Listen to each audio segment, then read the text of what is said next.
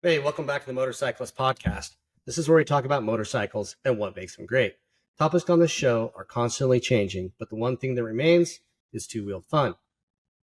In this episode, we are going to talk about one of the legends of touring. That is the Honda Goldwing.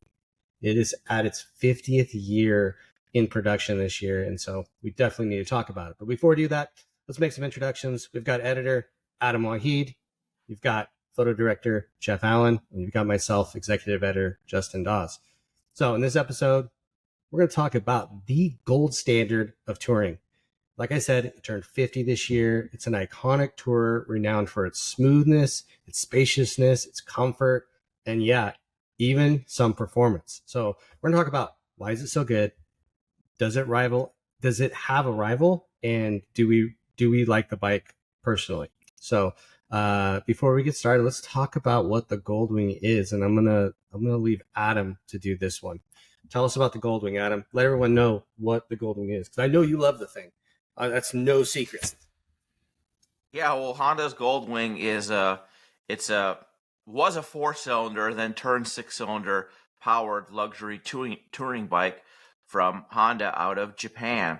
And this motorcycle was unveiled, I believe, for the 1975 model year. That's when it first arrived in the United States. And this bike was designed a little bit to be almost kind of a sport tourer a little bit. So more of a sport tourer. But, as the time went on, it morphed into, the Generation 2, which was a GL 1100. And it morphed into more of a bigger motorcycle, where it is today. The first Flat 4, it's really interesting because recently in the 50th anniversary press launch, Lee Edmonds, who works for Honda, did a lot of research, and they wrote a coffee table book to go with the 50th anniversary bike. And they found some interesting things that a lot of people thought the original Goldwing is supposed to be a replacement for the CB750. Like, it was supposed to be like kind of a sport bike. But I didn't know that. Crazy. Yeah, but in reality, they said it was actually it was always meant to be a tourer. And there was some confusion because there was a 6-cylinder project going on at that time when they were around the same time they were starting the 1000 Goldwing, called Project M1. And for 40 years or 50 years, people have been saying that the M1 was the impetus for the Goldwing, which in fact, it was something completely different. And the two projects didn't even know about each other. And the Goldwing project was called 371. So the designers never talked to each other. They were working on separate things. And this history of this M1 project has been incorrectly attributed to the Goldwing for decades and decades and decades, and turns out that's not the case. So, man, the folks at Honda really know how to keep a secret. Working on two secret, on two secret projects in one company, and they don't even know about each other. At the same time, it was like NASA. Covert operations. Exactly. Plausible deniability. Yeah, good for them. So, anyways, that's it's really interesting because the history of the Goldwing, like, it's been around for so long, and as big of a company as Honda is, they really didn't keep a lot of records about those early days of motorcycle development. So it was a lot of hearsay, and it was a lot of like people kind of remembering how it was. And it took some serious research in this latest book to set the record straight. So that was pretty interesting. Yeah, just interested in what's next. Yep. At the time. Yep. So sorry to interrupt. Let's get back to the next gen, second gen GL 1100. Oh, well, there were some firsts in that first one as well. Like, that was the first, I want to say the first shaft drive out of Japan was the Goldwing. Yeah. Well, yeah, and it was the first Flat 4. First water cooled 4-stroke out of Japan. Yeah, and then it was really interesting, and it didn't have the shape of the Goldwing now that everyone's used to, with the big fairing and all the wind protection and the bags. It was full on stripped down naked bike, but people started almost immediately adding bags, adding fairings, and then that's, as things went on, it got more stuff when we went into the next generation of the GL 1100. Yeah, the original like stripped down version, honestly, I kind of think that's like one of the best looking ones of all time. It's just like the more bare bones looking Goldwing, you know? I mean, there was a couple years where it got mighty bloated and pretty porky, you know, for more than a couple years, but now it's kind of slimmed down again and kind of getting back to that original form, sort of. But, you know, at the end of the day, it's just, you know, a grand luxury touring bike designed for folks who just want to cover the most amount of miles possible with the most amount of comfort, you know. Yeah, for a motorcycle. That's a perfect description of the Goldwing. That's what it's designed to do. So, so then in 1980 came the second generation, the GL 1100, and that one there was a interstate model, and that's the where the shape of the current Goldwing started in terms of big fairing, bags, top trunk. They made the bike longer for more room for passenger, had more rake and trail, got really long. And then the ultimate expression maybe of Goldwing came out in 1982, and that was the Aspencade. That thing is, you know, I remember seeing one when I was a kid and going, what is that thing? It was like a semi truck. It had all these lights around it, and had that goldish radio, paint. gold paint, and like it was just like the ultimate tour. It just had everything thrown at it at that time that they could throw at it, you know. Yeah, even a microwave, I think. Yeah, exactly. Cassette player, intercom, CBs, like all kinds of craziness, you know. So that went around, and then the third generation was the 1200, the GL 1200, which was just more on top. It just had more power, but it also gained some more weight because they stiffened the frame. They added more touring, so it got bigger. So as we're going along, Goldwing is getting larger and larger and larger and larger, heavier and heavier, heavier and heavier. But we'll talk about the weight here when we talk about how it rides and stuff now. And then after that, you got the fourth gen, the GL 1500, and that was in 1988. And that was the first flat six of the Goldwing. So that was the first time that they went to the flat six. It was still a 2-valve head, but it got more horsepower. It was up to 100 horsepower and 110 pound-feet of torque. So as big as that engine is, I mean, 1500 cc's in 88, I guess 100 horsepower is a lot, you know, it's a decent amount. But it's like that big of an engine, you would expect it to make more horsepower, but it makes a ton of torque. And that was the first year that they put electric reverse on the bike, because guess what? It got heavier.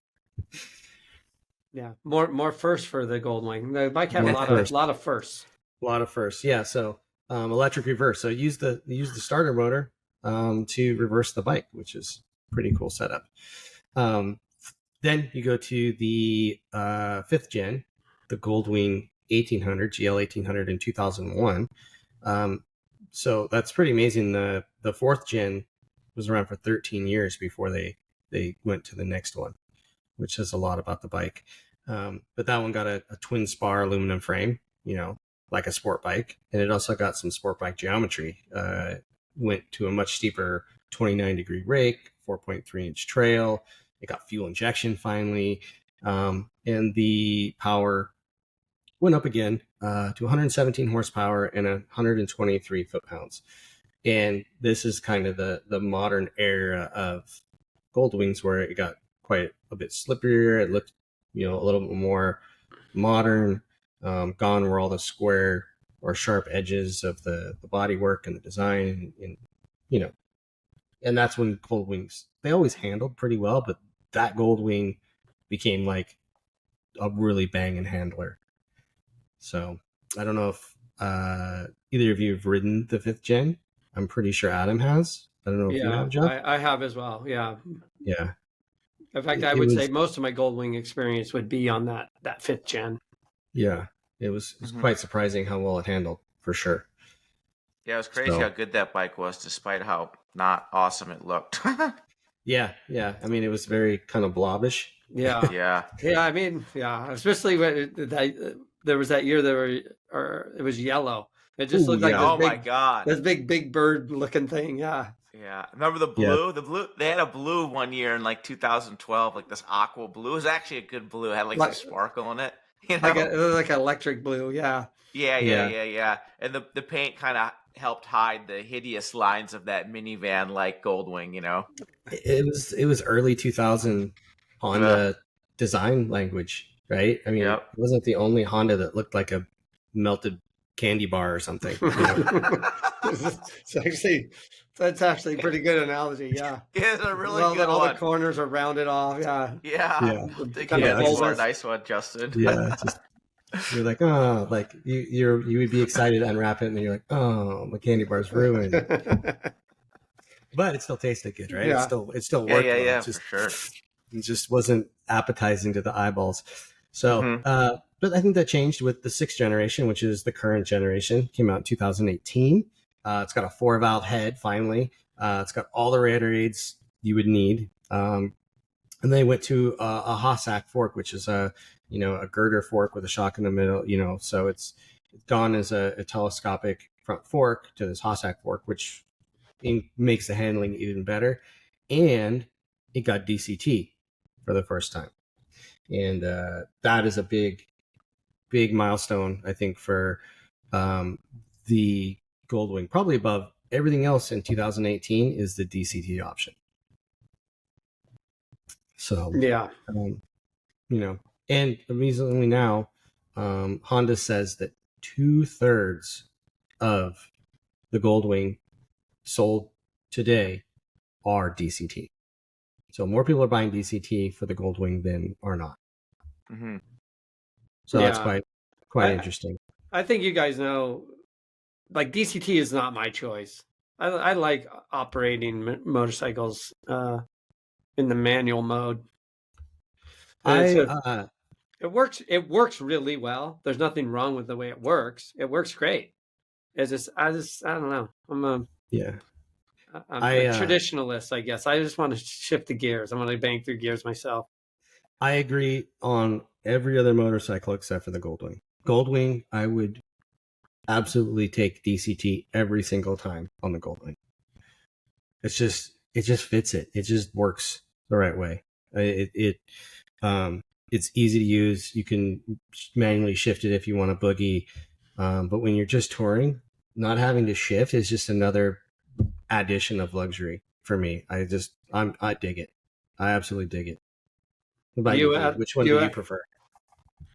I like DCT too. It just, I don't know, it just works for that platform. It just makes it feel like you're riding a big scooter in a good way. And Honda's really refined that DCT where it's just so smooth, and it's just a marvel of technology. It's like a nice DCT in what I would presume to be a modern sports car or modern vehicle. It's just really, really purposeful engineering. That's like true Honda engineering at its finest. Sometimes Honda gets its engineering, overly complicated, and, the E-clutch, making a solution for a problem that doesn't quite exist maybe, but the DCT is just like, it's awesome engineering. Yeah, I agree. I think it works really well on that. Like Africa Twin, give me a manual transmission every time, but for the Goldwing, absolutely. I dig it. I love it. It's the only time actually that I like it. So, but the Goldwing is the gold standard. Like it's always at the top of touring lists. It's absolutely not much can hang with it. It's always a staff pick. Everyone on the staff seems to love it for the most part. So let's talk about like why it's so popular. Like let's sing the praises of the Goldwing. Well, it's just crazy comfortable. That's the biggest thing. It's just like ridiculously comfortable. Like in the beginning, I always kind of thought it's like riding a lazy boy. It's like riding to where you want to go on a lazy boy. Yeah. But not in a bad way. Sometimes motorcycles a fresh lazy boy. Yeah, sometimes motorcycles get that derogatory term like, oh, it's like being on the couch. But nothing. It's just ultra plush. ultra plush, and very much so. Yeah, and it's definitely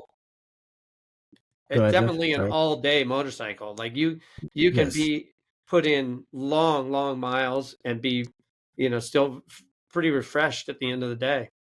Yeah, it's comfortable for not only the rider but the passenger. In the 2022 press launch, we went from like Malibu area, or no, the Honda headquarters up to San Luis Obispo, and they basically said, hey, meet us here for lunch and meet us here for after lunch, and then they just set you free except for like one stop for photos, and they encouraged you to bring a passenger. So I brought my wife, and my wife is deathly afraid of riding motorcycles with me. I've seen you ride. Yeah, well, she was instantly scarred on the. She had spent the night. First time she'd ever spent the night when we were dating, and I had to go. I went for a ride that morning, and I was like, just hang out at my house. I'll be back in a few hours. And then I wadded up a ZX10 into a tree, hitting some coolant in a corner on the world famous Ortega Highway, and broke a bike in half. And I didn't show up until I was gone, and my cell phone had snapped in half, and my wallet got lost into the trees, and so I was just like a no-show. She just left. She's like, I guess this dude's not coming back. And then it took me like a day to get a new cell phone, and so I didn't get to contact her for like a day and a half. And I was like, oh, sorry, I crashed a bike. She was just like, I'm not ever getting on a bike with you. But long story short, or long story long, she's only ridden on a bike with me 4 times in our 17 years of being married. And she went on that trip with me, and she really enjoyed the ride on the Goldwing because it was so comfortable and so nice. And she fell asleep on the way home from San Luis Obispo on the highway. Yeah, I was gonna ask you guys. That's a testament to comfort. I had her holding the GoPro on a selfie stick, and I looked in the mirror, and she was slumped over, and she almost was dropping the GoPro selfie stick, and I had to like wake her up on the intercom, like, hey, wake up. And she was like, oh, but I had to do it like softly so she didn't jerk and like lose the GoPro and lose all of our footage for the thing. So I think that's a testament to if someone is deathly afraid of riding motorcycles, can be comfortable enough to fall asleep. Big comfort. Yeah, well, even people who enjoy being on the back of a motorcycle, I've had dates fall asleep on the back. I even one time when my youngest son was little, we were at a soccer tournament down in San Diego, and we went on the Goldwing, the big yellow one, the big bird looking thing.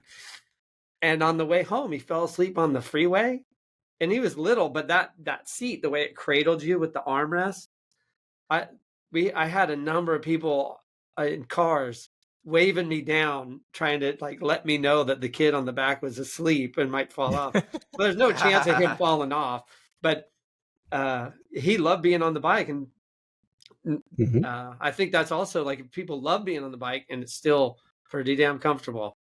Yeah, very much. And it's like comfort wise, like they're used as taxis in Paris. There's Goldwing taxis. Oh, is that right? I never saw that.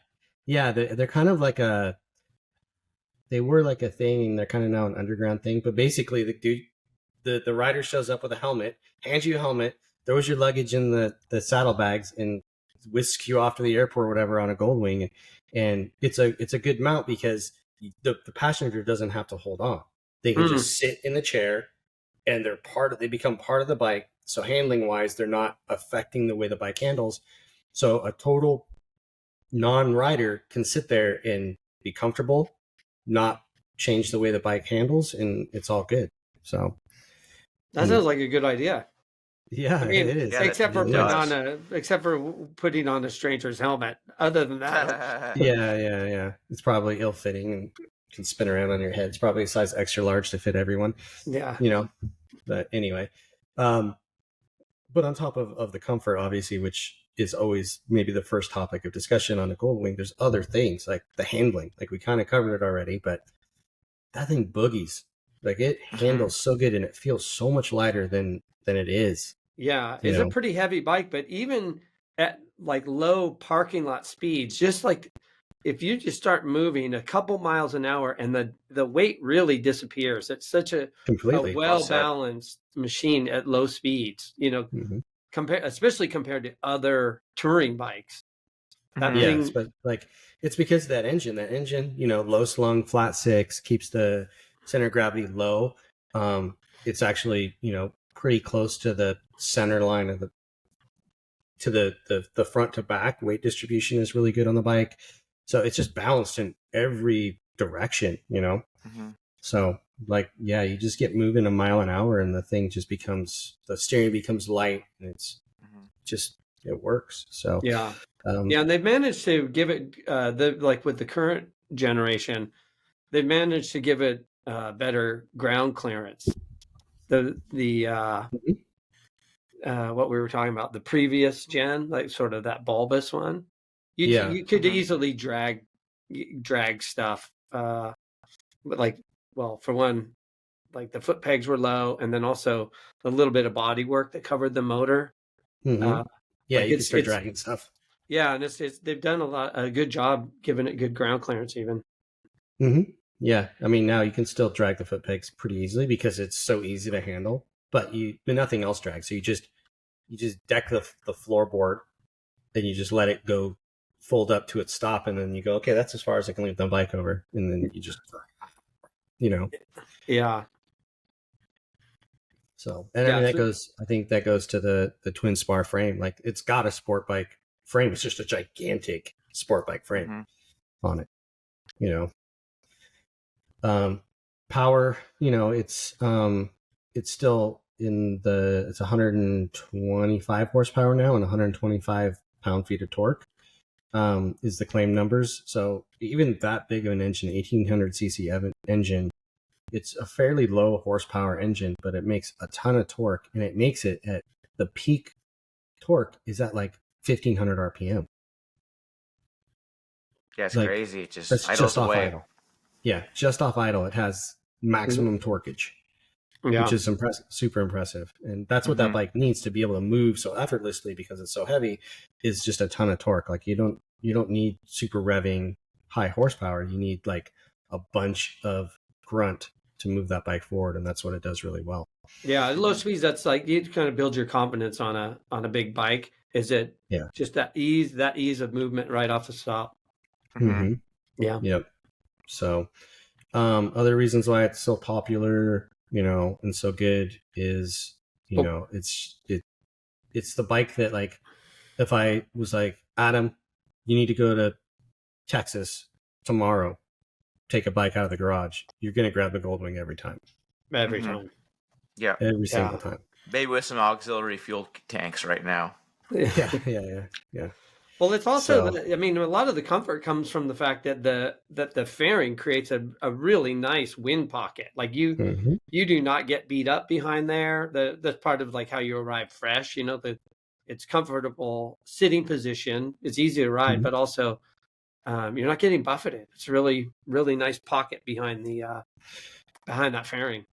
Yeah, it's a nice place to work, and and it's got all the creature comforts too. It's got, you plug in your phone, and you've got Apple Android Auto and Apple CarPlay. You have be able to sync your Bluetooth headsets to the thing. It's got speakers. It's got an audio system. I would say the audio system is maybe the only place where I don't think it's as mega premium as it can be. I would agree. The sound is okay, but it's not great. They could take some hints from Harley and their boom system and maybe make it a little bit better. But usually I prefer the headsets anyway, so you can hear. You don't have everyone else listening to your Michael Bolton. Yeah, with the headsets now, they've kind of made. I mean, you can argue this till you're blue in the face, but they've kind of made speakers a little bit irrelevant on motorcycles, at least to me. I agree. I really agree. Yeah. I mean, you've got, what is it? The Cardos have the JBL, large driver headphone that you can put in as an accessory or in their higher end when it comes standard. And that thing sounds great. Like, Mm-hmm. And it's plenty loud, and it has the bass, and it has all the range where it doesn't feel tinny or weird. So Yeah. I prefer that anyways. And then, like I said, you're not bumming everybody else out while you're playing your music at obnoxious levels going through traffic. Mm-hmm. Well, also if you're using your phone to operate that system, like both your music and your nav and all that stuff, you're a little bit better off, because sometimes with those navs it can be distracting. But if with your phone you use it every day, all day long, it's a much simpler learning process. Yeah, for sure. Yeah. And then you get the prompts, through the headset, listening to music, and then it's like turn left in 1 mile, and you're like, oh, cool.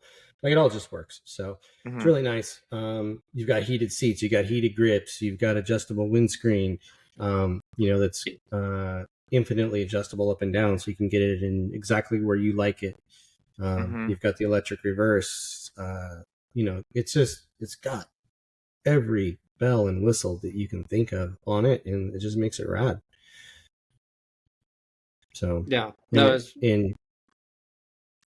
was gonna say, like, I think anyone that rode a Goldwing, even if they've never ridden one before, and they're like, oh, those things are dumb because they're big and they're old and they're heavy or whatever, they ride one, instant fan. Anyone that rides one is an instant fan.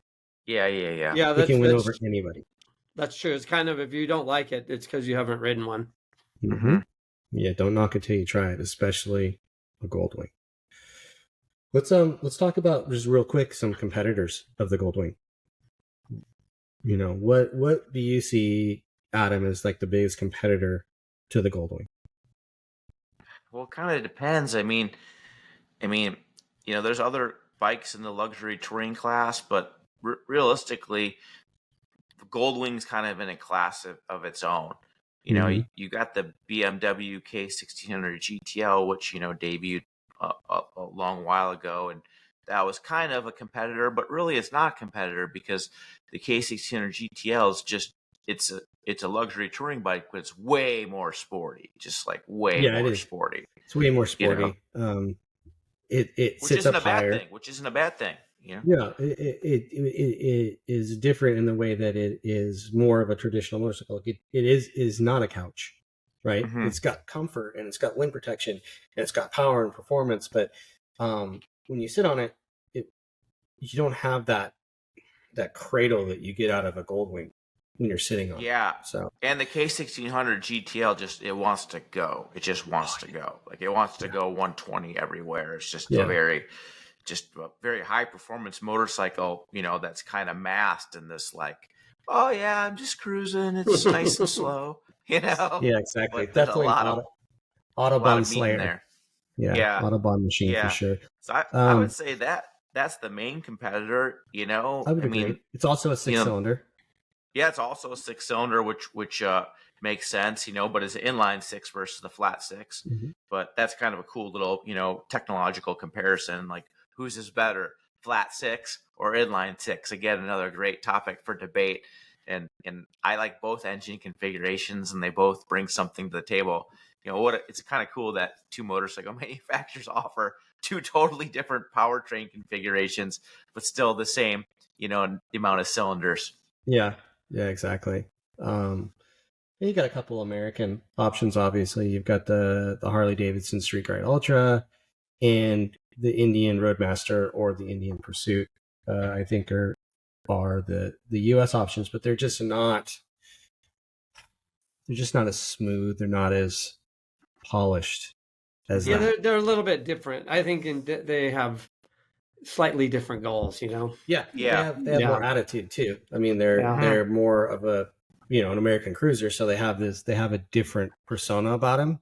Like, the Goldwing is a nice business suit, in the American, they're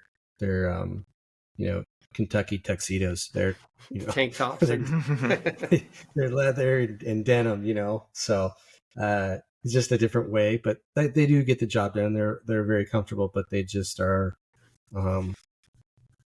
they're just in terms of actual touring refinement, nothing matches a Goldwing. Yeah, Mhm. but at all. I'll say for me, I actually prefer those American Really? touring bikes. Because I have a different I have a different goal when I'm touring on a big bike like that. The sportiness and all that, I like to slow it down. I like to have a passenger. I do like to have the music going on some back road, low tree lined kind of thing. That's for me personally. That's more my speed when I'm touring. I actually think that's a pretty nice day. You're just more of a brother type of guy. Mhm. Well, no, because if I want to go fast and want something sporty, I would just pick something sporty. Yeah. I would argue that the Goldwing is just as happy slowing it down and taking it easy. I'll take a Goldwing every day because that thing is just infinitely comfortable, and you can just crank out mega miles and never ever complain about comfort. Where the Street Glide and the Roadmaster and even the Pursuit, there's a limit. There is a limit to how long you can sit on those bikes. It's a big number and it's comfortable for a long time, but it can't touch a Goldwing in terms of just being able to just sit there all day and not be uncomfortable. What do you guys think of the F6B? The bagger that was an Goldwing. interesting thing. Yeah. The bagger version. I think that's to me it's silly. Just Yeah. Goldwing be Goldwing. Why take away like some of the features of a Goldwing for a styling exercise? Like, it makes no sense to me whatsoever. Yeah, I'm like, on a bike like that, one of my favorite features is luggage space. Mm-hmm. And then they, with the redesign, they took away some luggage space, and then with the F6B, they took away even more. Yeah. I want to like it. I like the idea of it, but you guys are totally right. It's like takes away too much. It's like, what's the point of buying this? Yeah. At that point, you may as well just buy a Harley Davidson Road Glide or Street Glide. Like, why would you not just buy that? Yeah. I mean, they're trying to tap into that bagger market that's super, super popular, but it's baggers. That style it's not what Honda does, and you can argue that every attempt of a Honda Cruiser in any way, shape, or form has always been a little flawed in comparison to an American Cruiser, and this attempt of just turning a wonderfully capable, spacious, tons of storage bike into a bagger makes no sense. Mm-hmm. Sorry, this is a little bit in the weeds, but it made me think, did Honda ever try to go bagger racing with that F6B? No, the bagger racing is only for American V-twin. Okay. Yeah. They would crush it in bagger racing. I don't know. I mean, the 6-cylinder makes 125 horsepower. I'm sure they could get a lot more out of it, but I think when you may be running out of cornering clearance with the cylinders the way they are. Oh, fair point. Yeah. And you just have to jack it up and put it on stilts like they do with the Glide and the Indian Challenger. They both are up on stilts also to clear their engine cases and stuff. So I don't know. It would be an interesting exercise, but I don't know. Maybe it would work. It's interesting. We should find a crashed Goldwing and try it. Yeah. It just crossed my mind as we were talking about baggers. Yeah, it's funny. Mm-hmm. So, what about the future for Goldwing? What do we want to see in a Goldwing in the future?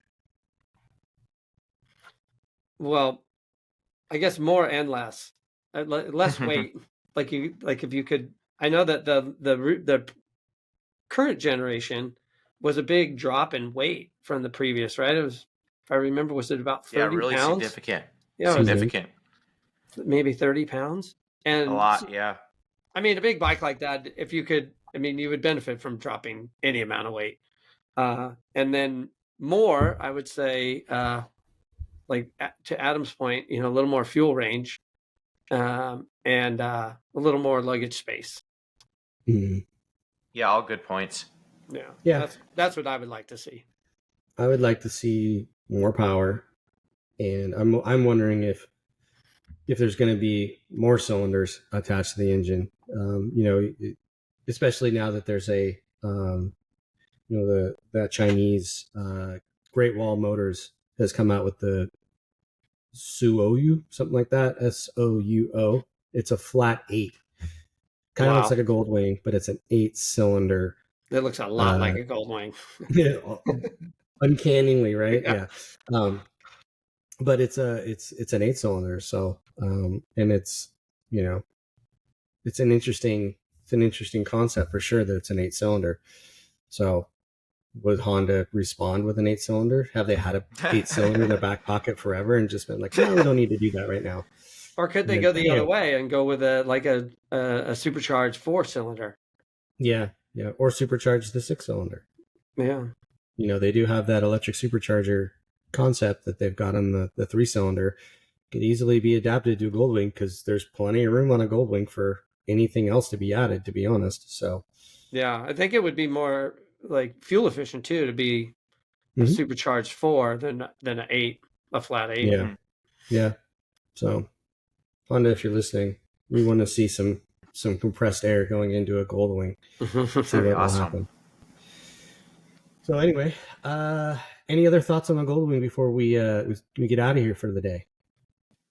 Just an awesome bike. Yeah, it really is a terrific bike. I really think it's a nice handling machine for long miles and weekends away. Mm-hmm. Yeah, I agree. Or more than weekends. It's a wonderful motorcycle in every aspect. It does take up a lot of room in your garage. Yeah, but other than that, I think it's great. Well, that's really the only one negative is that. Yeah. One of the only one negatives, Yeah. I mean, is that it is a large motorcycle. But with that comes all the other pluses to go with that. So yeah, it's not an accident. It's having its 50th anniversary. 50 years, yeah, which is super cool. So I expect that it'll make it to 75, no problem.